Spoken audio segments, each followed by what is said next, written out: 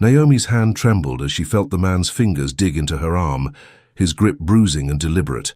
The entire restaurant seemed to hold its breath.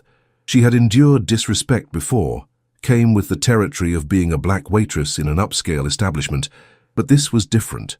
This man wanted to hurt her, wanted to humiliate her publicly for the simple crime of asking him to lower his voice. "Let me go," she whispered, her voice barely steady. He laughed, a cruel sound that made her skin crawl. "Or what, you'll call your manager? Go ahead, I know the owner." The words were meant to terrify her into submission, and they might have worked if not for what happened next. The temperature in the room seemed to drop 10 degrees. Every conversation died instantly. Naomi felt the man's grip loosen slightly, felt him turn toward someone behind them. She heard a single word, spoken in a voice that carried absolute authority despite its quietness. "Release." The man's hand fell away from her arm as if burned. When Naomi finally looked up, she saw him, tall, devastatingly handsome, wearing a black suit that probably cost more than her yearly rent. But it was his eyes that stopped her heart, dark, intense, and currently fixed on the man who had grabbed her with an expression that promised violence. Mario Dante had arrived, and nothing would ever be the same. If you want to discover how this story began and what happened after this moment, subscribe to the channel and leave a comment telling us where you're watching from. Every view helps bring more stories like this one. Now, let's go back to the beginning and see how Naomi's life intersected with the most dangerous man in the city. Naomi Hayes had perfected the art of being invisible. In her 3 years working at Stellato's, one of Manhattan's most exclusive Italian restaurants, she had learned that the best waitresses were the ones who appeared exactly when needed and vanished the moment their service was complete. She moved through the dining room with practiced grace, her dark hair pulled back in a neat bun, her uniform pressed despite the chaos of a Saturday night rush. Table 12 needed water. Table 7 was ready for dessert. Table 15, the loud group of businessmen, was getting progressively drunker and more obnoxious. "Naomi," Marcus, the manager, snapped his fingers at her. "VIP section. They need someone who won't screw up." She grabbed a tray of wine glasses and headed toward the private area, separated from the main dining room by frosted glass panels. The conversations here were quieter, more calculated. Everything about this section screamed power and money. Her section tonight included a table of older men in expensive suits, speaking in rapid Italian. She caught fragments, something about shipping routes and customs officials. "Excuse me, miss." One of them gestured at her impatiently. "We've been waiting for our appetizers for 20 minutes. Naomi checked her notepad. "Sir, I just took your order 7 minutes ago. The kitchen—" "Are you calling me a liar?" His voice rose, drawing attention from nearby tables. She felt her stomach tighten. "Not at all, sir. I'll check with the kitchen immediately." As she turned to leave, she felt it, that prickling sensation of being watched. She glanced toward the corner booth, perpetually reserved for someone named Dante in the reservation system. She'd never actually seen anyone sitting there, until tonight. He sat alone, a figure carved from shadows and expensive fabric. Even from this distance, she could see the sharp angles of his face, the perfect cut of his jet-black suit, the way everyone in the room seemed acutely aware of his presence without looking directly at him. But she would swear on her life that for just a moment his eyes had lifted to hers. Naomi shook off the sensation and headed to the kitchen. She had exactly 45 minutes left in her shift. Then she needed to catch the bus to her second job, the overnight cleaning shift at an office building in Midtown. When she returned with the appetizers, plated perfectly, exactly on schedule, the situation had deteriorated. The man who had complained was now standing, his voice raised, pointing at another waitress who looked close to tears. "This is unacceptable. Do you know who I am?" "Sir, please lower your voice," Naomi interjected, setting down the appetizers. "You're disturbing the other guests." His face flushed red. "Don't you dare tell me what to do. Who the hell are you?" "I'm the waitress who took your order 7 minutes ago, and your appetizers are here exactly when they should be." For a moment, she thought he might back down. Then his expression twisted into something ugly. The words that followed made her blood run cold. Slurs she'd heard before, but never in a place like this, never said with such casual venom. Naomi felt her face burn with humiliation, but she kept her voice steady. "Sir, I'm going to have to ask you to leave." He laughed, cruel and sharp. "You're going to ask me to leave? He stepped closer, invading her space. "I don't think so, sweetheart."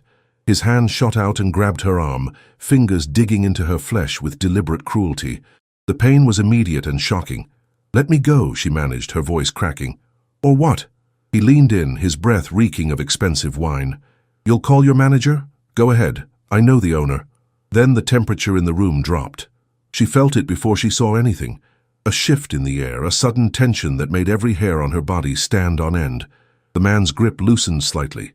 His face went pale. Release. One word. Quiet. Almost conversational. But it carried the weight of absolute authority. The man's hand fell away from her arm instantly.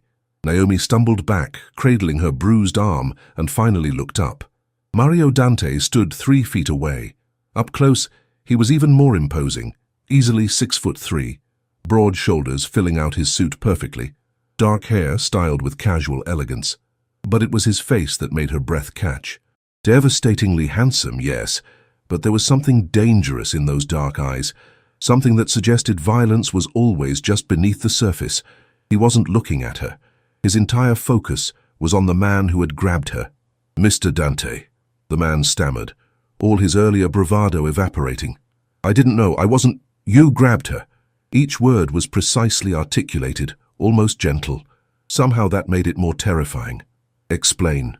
"She was disrespectful, I was just—" "She asked you to lower your voice." Dante took one step closer, just one. The man actually whimpered. "And your response was to put your hands on her.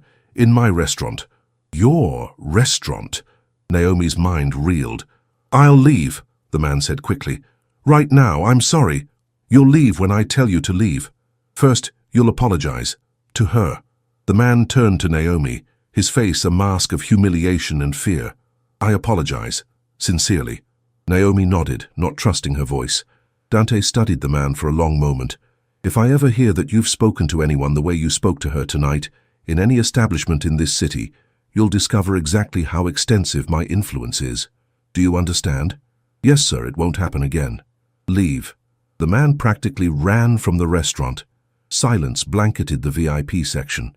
Dante turned to her, and for the first time, she saw his expression soften slightly. "You're injured." She glanced down at her arm. Dark bruises were already forming. "It's fine, I should finish my shift. You need medical attention." "It's just bruises, Mr. Dante. Really, I'm fine." She forced herself to meet his eyes. "Thank you for intervening, but I can handle—" "I know you can handle yourself." He said it with such certainty that it surprised her. "I watched you maintain your composure, your professionalism, even while being assaulted. That takes strength." He paused. "What's your name?" "Naomi Hayes, sir." "Ms. Hayes, take the rest of the night off, paid. And tomorrow I want you to come to my office at 2 p.m. Her stomach dropped. "Sir, if this is about what happened, the meeting is to discuss your future here. I don't tolerate harassment of my staff, and I want to ensure you feel safe in my establishment." His jaw tightened almost imperceptibly. 2 p.m. Marcus will give you the address." Then he turned and walked away, back to his corner booth. Marcus grabbed her shoulder. "Jesus, Naomi, do you have any idea how lucky you are? Dante never intervenes personally. Never." "What does he want with me?" she whispered. Marcus shook his head. "When Mario Dante asks you to come to his office, you show up exactly on time and you don't ask questions." As Naomi gathered her things and headed out into the cold Manhattan night, she couldn't shake the feeling that her life had just changed irrevocably. Naomi didn't sleep that night. She lay on her worn couch in her tiny studio apartment in the Bronx, replaying every moment. The way Mario Dante had appeared like a storm, made human. The single word he'd spoken. The way his eyes had softened when he'd looked at her bruises. "I watched you maintain your composure." He had been watching her. The address Marcus had given her was in Tribeca. She took 3 trains to get there, standing the whole way, rehearsing what she'd say. The building was sleek and modern, all glass and steel. The doorman's entire demeanor changed when she mentioned Mr. Dante's name. Not friendly, exactly, but respectful. Wary. 23rd floor. They're expecting you." The elevator opened onto a reception area that screamed understated luxury. A woman sat behind a massive desk, elegant in a way that made Naomi feel self-conscious. "Naomi Hayes." "Yes, ma'am." "Mr. Dante is waiting for you." Through that door, down the hall, last office on the left. Naomi's hands trembled as she walked down the corridor. At the end of the hall, a door stood slightly ajar. She knocked, her heart hammering. "Come in." Mario Dante sat behind a massive desk, but he wasn't looking at paperwork. He was looking at the door, at her, as if he'd been waiting specifically for this moment. He stood as she entered. "Miss Hayes, thank you for coming. Please sit." She sat perching on the edge of the leather chair. Dante picked up a file from his desk. "I did some research after last night. I hope you don't mind. I wanted to understand who you are." Naomi's stomach clenched. "You've worked at Stellato's for 3 years. Perfect attendance until 6 months ago. Multiple commendations from customers. No complaints." He looked up.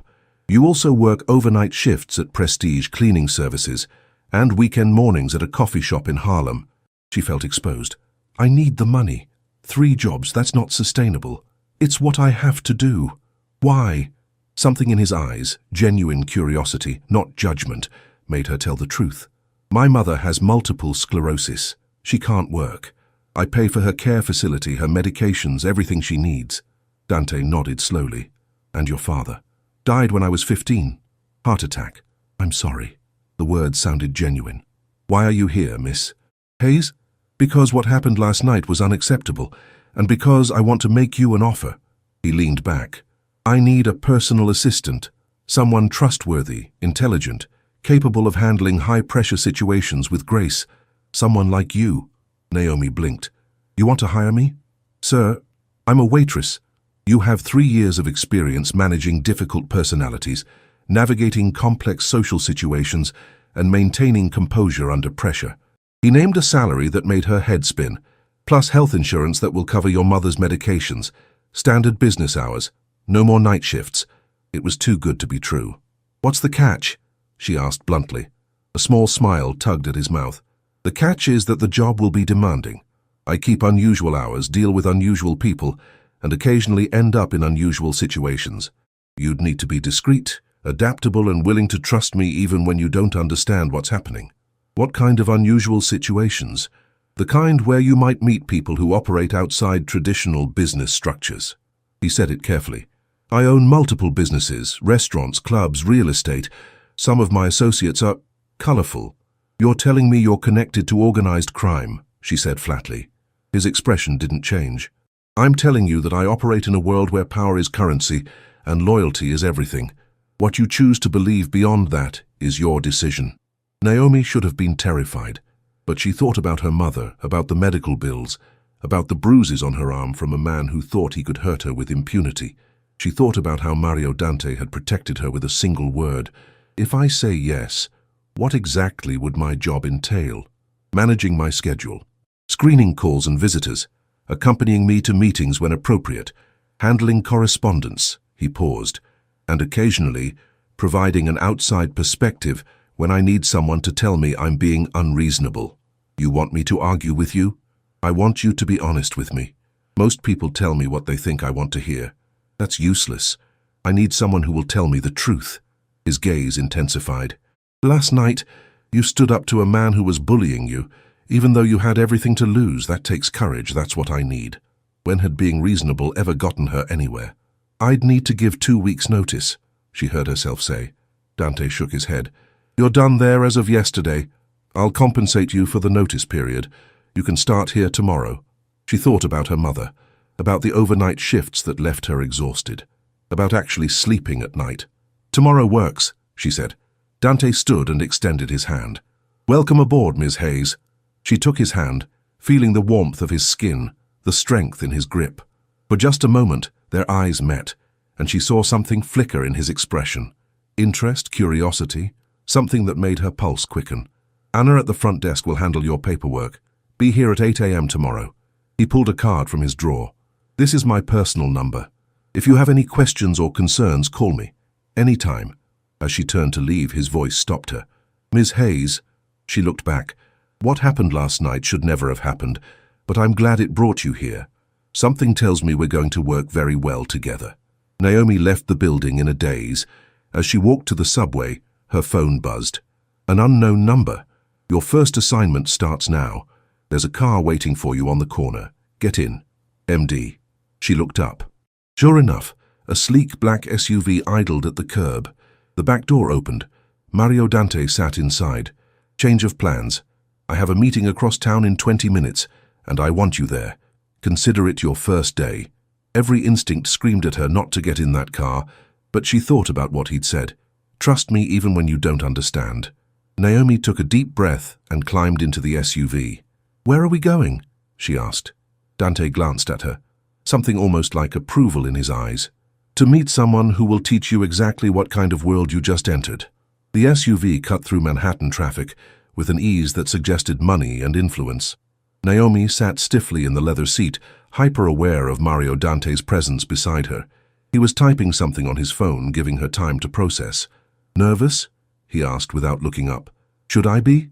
Now he did look at her. "Honest answer?" "Yes, but I don't think that will stop you." "What makes you say that?" "Because you got in the car. Most people would have declined, gone home, maybe called tomorrow to withdraw, but you made a choice to trust me. That tells me you're braver than you think. Or more desperate," she said quietly. Desperation and bravery often look the same. His expression softened. "For what it's worth, I understand what it's like to do whatever it takes to protect family. My father died when I was 16. Left me responsible for my mother, my younger sister, and debts I didn't know existed. I had to make hard choices very quickly. It was the first personal thing he'd shared, and it surprised her." The SUV slowed, pulling up to a warehouse in Brooklyn. Naomi felt her anxiety spike. Dante must have sensed her tension. "The man we're meeting is named Sal Marchetti. He runs shipping operations for several of my businesses. He's old school, suspicious of outsiders, and doesn't believe women belong in business meetings." He turned to face her fully. "Which is why I'm bringing you. I don't understand. Sal needs to learn that the world is changing, and I need someone who can handle disrespect without losing their composure. Based on what I saw last night, that's you." His gaze held hers. "But if you're uncomfortable, I can have the driver take you back." Naomi thought about it for 3 seconds. "I'm in." Something flickered in his expression. "Respect, maybe. Stay close to me, don't speak unless spoken to directly, and if anything makes you genuinely uncomfortable, touch my left arm twice. I'll end the meeting immediately." They exited the SUV. 2 men in dark suits materialized, flanking them as they walked. Bodyguards. Inside, the warehouse was a contrast of old and new. A group of men stood near a conference table, and their conversation died the instant Dante entered. "Don Dante," one of them said, stepping forward. Sal Marchetti, late 50s, powerfully built, with calculating eyes that immediately fixed on Naomi with suspicion. "We weren't expecting a guest. This is Ms. Hayes, my new personal assistant. She'll be sitting in on all significant meetings going forward." Sal's expression darkened. "Boss, with all respect, what we're discussing is sensitive, which is why Ms. Hayes needs to be familiar with operations." Dante's tone suggested this was not up for discussion. "Shall we begin?" The meeting covered shipping manifests, customs clearances, warehouse logistics. On the surface, it seemed legitimate, but Naomi noticed the careful language: special shipments, priority handling, friends at the port. Nothing explicitly illegal, but the subtext was clear. Throughout, Sal kept glancing at her with barely concealed hostility. Finally, he couldn't contain himself. "Boss, I gotta say, I don't like this. Having an outsider hearing details. Ms. Hayes is not an outsider. She works for me." Steel underneath the calm. "Do you have a problem with my judgment, Sal?" The older man's jaw tightened. He looked at Naomi with open contempt. "No disrespect to the lady, but she's got no business being here. This is men's work." The room went silent. Every eye turned to Dante. Dante stood slowly, and the temperature seemed to drop. "Naomi, would you please tell Sal what you do for me?" She met Sal's eyes steadily. "I manage Mr. Dante's schedule, handle his correspondence, and ensure his operations run smoothly, which means I need to understand every aspect of his businesses." "See, the thing is," Sal said condescendingly, "these aren't the kind of businesses a nice girl from— Where you from, sweetheart? The Bronx? Should be involved in." "The Bronx," Naomi said quietly, "and I'm well aware of the complications and dangers. Last night a man grabbed me hard enough to leave bruises because he didn't like being told to lower his voice. I maintained my composure, did my job, and didn't back down. Mr. Dante seems to think those qualities make me suited for this position. Perhaps you should trust his judgment. She heard one of the other men suppress a surprised laugh. Sal's face flushed red. Listen here. No, you listen. Dante's voice cut through like a blade. Miss Hayes has shown more courage and integrity in the 3 minutes you've known her than you've shown in the past 6 months of missed quotas and supply chain problems. She's here because I trust her. If that's a problem, you're welcome to find employment elsewhere. The threat hung in the air. Sal paled. No problem, boss. I apologize. Good. Now, let's discuss why your last 3 shipments were delayed. Miss Hayes, please take notes. The meeting continued for another 40 minutes. By the end, Naomi had pages of notes and a growing understanding of exactly how extensive Mario Dante's operations were. When they finally left, returning to the SUV, Dante said nothing until they were back in traffic. You handled that well, he said finally. I've dealt with worse than Sal Marchetti. I don't doubt it, but I also put you in a difficult position without adequate warning. I apologize. The apology surprised her. You said you needed someone who could handle disrespect. I can. Nevertheless, I should have prepared you better. He was quiet for a moment. My world isn't kind, Naomi. The people I deal with, they respect power and strength, but many have outdated ideas. You're going to face more situations like this. I can handle it. I know you can, but you shouldn't have to. They rode in silence. Then Naomi asked the question burning in her mind. What exactly is in those special shipments? Dante looked at her for a long moment. What do you think? I think you're moving things through customs that aren't entirely legal. I think you have people on your payroll who look the other way, and I think you're very good at maintaining plausible deniability. She met his eyes. Am I close? A slow smile spread across his face, the first real smile she'd seen. It transformed his features. You're very perceptive, Ms. Hayes, and you're right. I should be honest with you. He leaned back. Some of what I do operates in gray areas. I'm not a drug dealer. I don't traffic people and I don't hurt innocents. But I do move goods that avoid certain taxes. I do have arrangements with officials who prefer cash to principals, and I do protect my interests forcefully when necessary. So you're a criminal. She said it without judgment. I'm a businessman who operates in a world where the rules are written by people who never had to fight for survival, where following every law means losing to people who don't. He held her gaze. If that makes you uncomfortable, tell me now. I'll pay you for 2 weeks, give you excellent references, and we'll part ways with no hard feelings. Naomi thought about her mother, about the insurance that had accidentally lapsed when her father died, about a system that left people like her working 3 jobs. My father worked construction, 40 years, union job, did everything by the book. When he died, we discovered his insurance had lapsed because his company had stopped paying premiums. My mother lost everything. She looked at Dante. So, when you talk about rules written by people who never had to fight for survival, I understand exactly what you mean. Then you'll stay? I'll stay on one condition. His eyebrow rose. Which is, you never lie to me. If I'm going to work in your world, I need to know the truth. I need to be able to trust you. Agreed.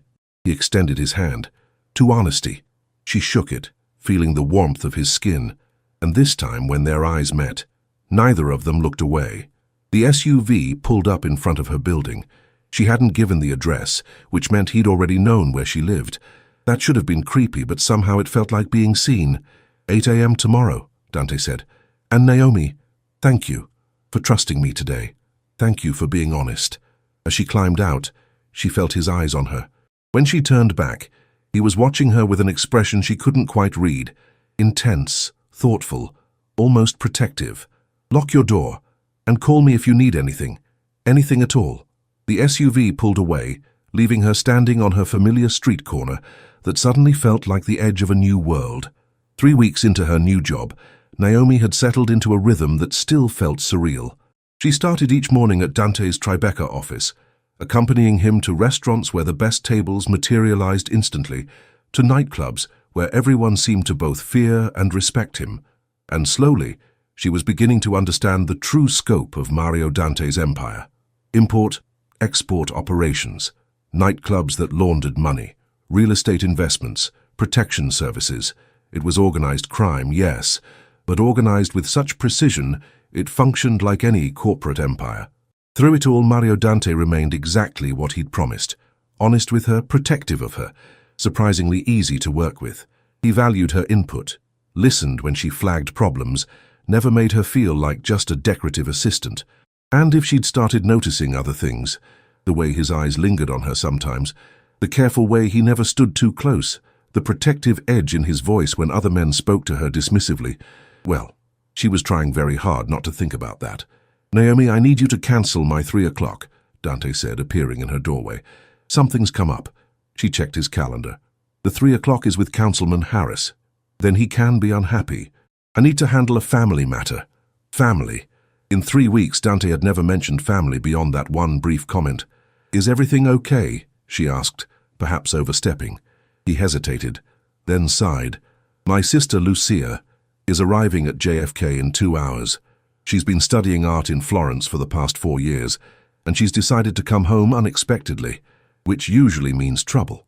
Do you want me to arrange a car service?" "No, I'm picking her up personally." "And I want you to come with me."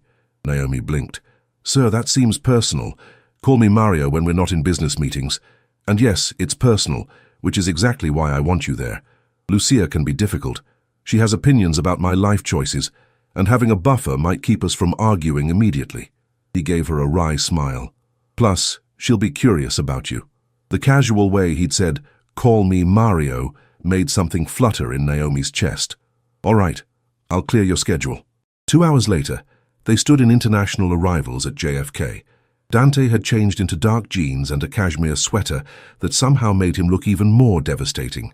"There," Dante said suddenly, his face softening in a way Naomi had never seen. A young woman emerged through customs, maybe 25, with long dark hair, wearing ripped jeans and a leather jacket, pulling a battered suitcase covered in travel stickers. "Mario!" She dropped her suitcase and threw herself at him, and for just a moment the most dangerous man in New York looked like a normal older brother. "Ciao, Piccola," he murmured. "Welcome home." Lucia pulled back, studying him. "You look tired. Are you sleeping? And who's this?" Her gaze fixed on Naomi with undisguised curiosity. "This is Naomi Hayes, my personal assistant." "Naomi, my sister Lucia." "Personal assistant." Lucia's eyes gleamed. "Is that what we're calling it now?" "Lucia," Dante warned, but Lucia had already moved forward, extending her hand. "Ignore my brother. He has no sense of humor. It's lovely to meet you, Naomi. Please tell me you're making his life difficult." Despite herself, Naomi laughed. "I do my best. I like her already." Lucia linked her arm through Naomi's as if they'd known each other for years. "Come on, you can tell me all about working for the Don of Tribeca." As they walked toward the SUV, Lucia kept up constant commentary about Florence, her art, the men she'd dated, how much she'd missed American coffee. Where Mario Dante was controlled fire, his sister was a wildfire. "So," Lucia said once they were in the SUV, turning to Naomi, "how did you end up working for my brother?" "Lucia," Dante said warningly. "What?" "I'm just making conversation." She grinned. "He's very protective of you." "That's interesting." Naomi found herself relaxing. "We met when I was waitressing at Stellato's. There was an incident with a difficult customer, and your brother intervened." "Intervened how?" "He said one word and the man nearly wet himself." Lucia burst out laughing. "What was the word?" "Release." The man had grabbed my arm. The laughter died from Lucia's face. She turned to look at her brother. "Someone put their hands on her." "It's handled," Dante said quietly. "Handled how?" "Comprehensively." Brother and sister locked eyes, having an entire conversation without words. Finally, Lucia nodded. "Good. My brother has many flaws, but he doesn't tolerate people hurting those under his protection." She paused. "Which you are now, whether you've realized it or not." "Lucia," Dante said sharply, "we're here." The SUV had pulled up in front of a beautiful brownstone in the West Village. Naomi had assumed Dante lived in a penthouse somewhere. The brownstone was unexpected. Classic, understated, with flower boxes in the windows. As they climbed the steps, Dante's phone buzzed. He glanced at it, and his expression darkened. "I need to take this." "Lucia, get settled." "Naomi, can you help her?" "I'll order dinner in an hour." He disappeared into a study, already speaking in rapid Italian. Lucia watched him go, then sighed. Business. Always business. She looked at Naomi. "Come on, I'll show you around." 3 hours later, they were halfway through their second bottle of wine when Naomi's phone buzzed. "Are you still at the house?" "MD, yes. Lucia is showing me photos of you at age 12. How is she?" "Tipsy and telling me stories." "How are you?" A long pause. "Dealing with complications. Might be late. Make yourself at home. Be safe." Another pause. "That's the first time anyone said that to me in a while. Thank you." Naomi stared at the message, her heart doing something complicated in her chest. "He's different with you," Lucia said softly. "I can tell from your expression. He's texting you personally, checking in. He never does that. Maybe he's just being a good employer. My brother is a lot of things, but just anything is never one of them." Lucia set down her wine glass. "Can I tell you something? Our mother called me 3 weeks ago. She said Mario sounded tired, worn down, like he was carrying too much weight alone. She asked me to come home." Lucia's eyes were serious. "And then I get here, and the first thing I see is my brother looking at a woman like she might be the solution to a problem he didn't know he had." Before Naomi could respond, she heard the front door open. Both women tensed, but then Dante's voice called out, "It's me." He appeared in the doorway and Naomi's breath caught. His suit jacket was gone, his tie loosened, and there was a cut above his eyebrow, still bleeding slightly. He looked exhausted and dangerous, and somehow more real than she'd ever seen him. "What happened?" She was on her feet before she consciously decided to move. "You're hurt." "It's nothing. Just a disagreement that got physical." He touched the cut absently. "The other guy looks worse. Sit down, I'll get the first aid kit." Lucia was already moving toward the kitchen. Dante let Naomi guide him to the couch, his eyes never leaving her face. "I didn't mean to worry you." "Well, you did." She was angry suddenly, frightened by how much she'd worried. "You said you were handling business, not getting into fights." "Sometimes business requires handling problems directly." He caught her wrist gently as she started to pull away. "Hey, I'm okay. I promise." The touch of his skin against hers sent electricity through her system. They were close, closer than they'd ever been, and she could see every detail of his face. "Found it." Lucia returned with the first aid kit. "Let's see the damage." But as Lucia cleaned the cut, as Naomi sat beside them pretending her hands weren't shaking, she knew something fundamental had shifted. She wasn't just Mario Dante's employee anymore, and from the way he kept glancing at her, his expression unguarded for once, she thought maybe he felt it too. The incident at Sal's operation turned out to be the opening move in something larger. Over the next week, 3 more of Dante's businesses faced sudden inspections or raids. Someone was coming after his empire. Naomi found herself working longer hours, managing increasingly complex situations, watching Mario transform into something harder, more dangerous. He was still careful with her, still protective, but she could see the weight pressing down on him. "We have a problem," he said one morning. His office was filled with his top people. "The raids aren't random. Someone's been feeding information to the feds, which means we have a rat." The room went cold. "Who?" Sal demanded. "That's what we're going to find out." Dante's voice was ice. His phone buzzed. He glanced at it, and his entire demeanor changed. Fear. "Meeting's over. Everyone out. Now." The room cleared instantly.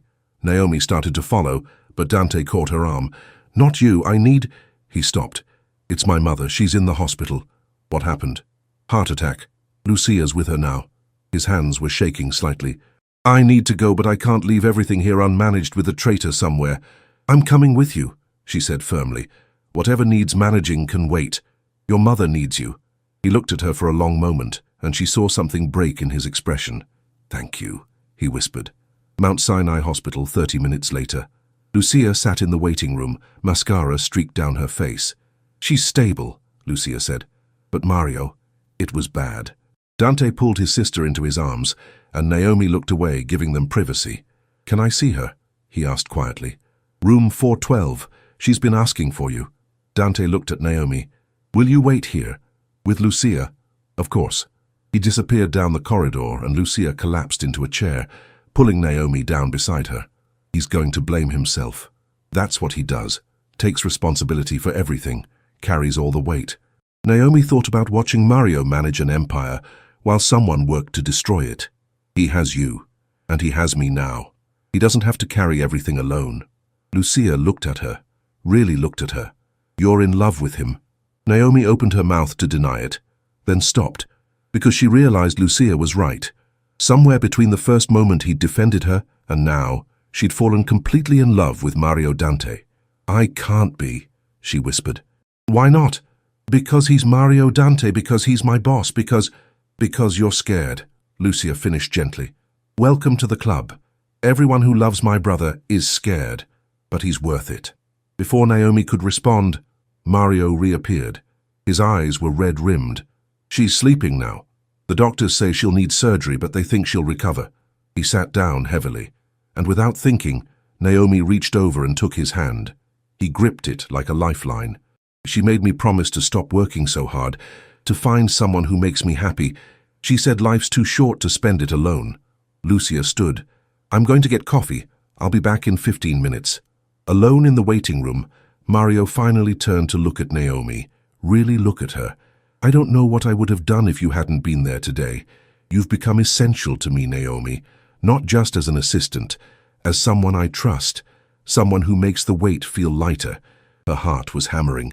"Mario, I know this is inappropriate. You work for me. There are 1,000 reasons why I shouldn't feel this way." His hand tightened on hers. "But I can't pretend anymore. I care about you, more than I should." "I care about you too," she whispered. His eyes closed briefly. "This is dangerous. My world is dangerous. There are people who want to hurt me, and anyone close to me becomes a target. Then we'll deal with it. Together." She squeezed his hand. "You don't get to protect me from yourself now." He laughed softly, painfully. "You're incredibly stubborn. I learn from the best." They sat there, hands intertwined, not quite crossing the line but no longer pretending it wasn't there. The call came 3 hours later. Vincent, his voice urgent. "Boss, we found the rat. You need to get back here now." Mario's entire body tensed. He looked at Naomi, clearly torn. "Go," she said. "Your mother's stable. Handle this. Come with me." She blinked. "Mario, I need you there. I need someone who reminds me who I am. Someone who keeps me human when I have to do things that aren't. Please." How could she say no? They returned to the warehouse. Vincent stood in the center, his expression grim. Next to him, held between two large men, was Tony, one of the younger guys from the office. "Tony," Mario's voice was dangerously quiet. "Tell me Vincent is wrong." Tony's face was streaked with tears. "Boss, I didn't have a choice. They had proof, old proof. They were going to send me to prison unless I cooperated." "How long?" 6 months. They wanted to know everything about her, about your schedule, about Naomi specifically. Something changed in Mario's voice. "They said she was your weakness, that if they could get to her, they could get to you. But you gave them something." It wasn't a question. Tony's silence was answer enough. Mario stood very still. Then he looked at Vincent. "Make sure he understands the consequences of betrayal." It was a death sentence delivered calmly, and Naomi felt ice spread through her veins. "Mario," she said quietly. He turned to her, and she saw something like desperation in his eyes. He was waiting for her to condemn him, to be horrified, to walk away. "Can I speak with you? Privately?" He led her to a small office. The moment the door closed, he spoke. "I understand if you want to quit. If this is too much, stop." She stepped closer. "I'm not quitting. But is there another way? Tony was being coerced. If I show mercy, I show weakness. If I show weakness, 10 more people will betray me. This is how this world works. Harsh, immediate consequences. It's the only thing that keeps everyone safe." Safe? Tony's about to die. And because of that, 20 other people who might have been tempted will think twice. It's brutal math, but it's the math that keeps my sister safe, my mother safe, you safe. His jaw tightened. I hate it. Every time I have to make a decision like this, I hate it. But this is who I am, this is what I do. Naomi stared at him, this man she loved, who was both protector and executioner. The contradiction should have repelled her. Instead, she understood.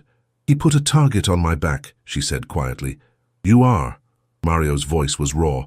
"You're the biggest weakness I've ever had, and if anything happened to you because I let sentiment override strategy..."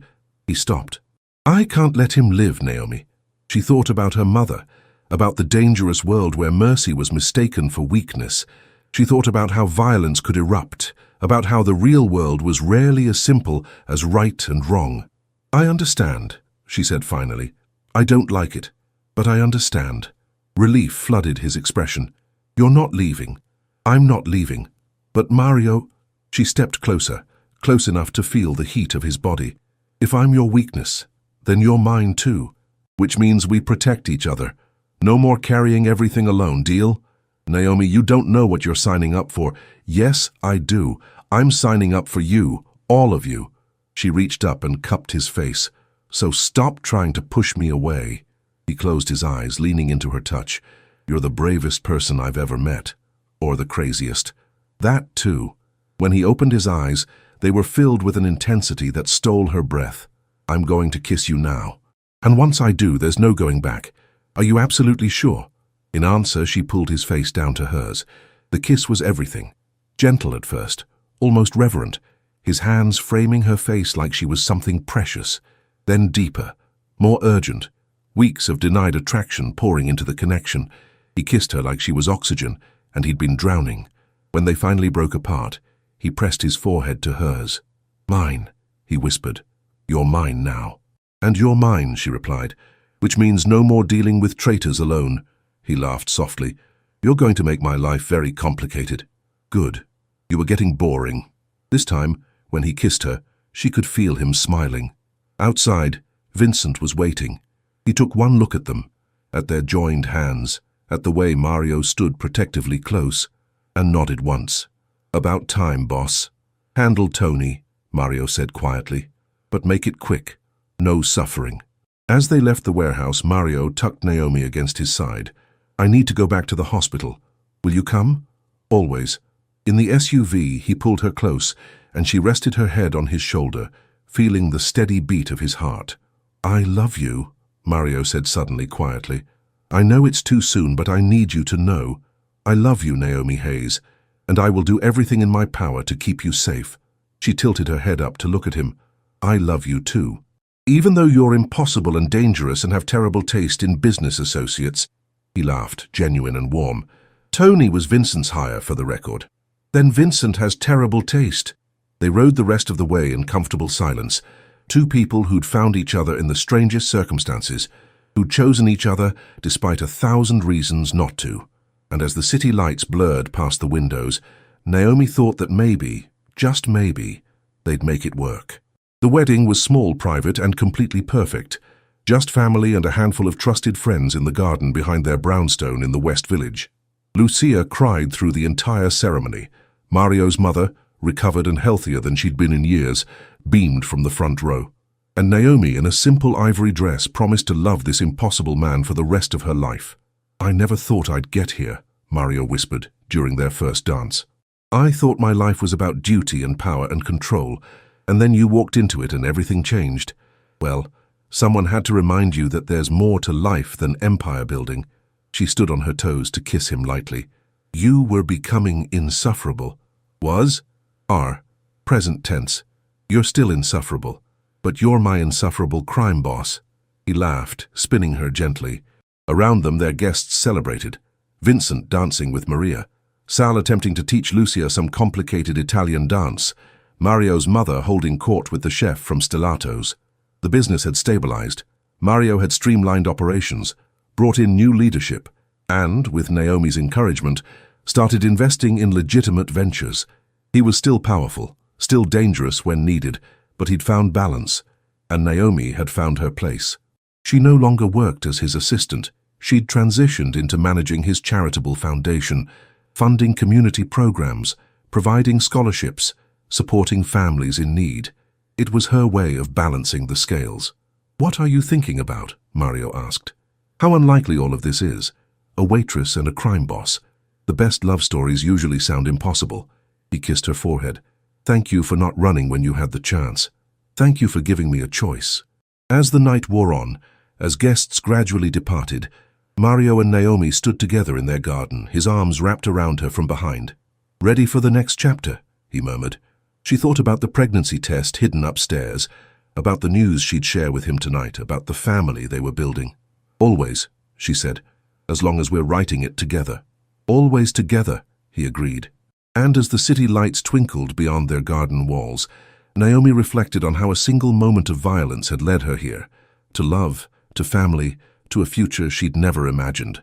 She'd been invisible for so long, but Mario Dante had seen her, had chosen her, had built a life with her, and that made all the danger, all the complications, all the impossibility completely worth it. This story has reached its end. If it touched your heart in any way, leave your like and share it with someone who also enjoys emotional stories. New stories are coming soon. Until next time.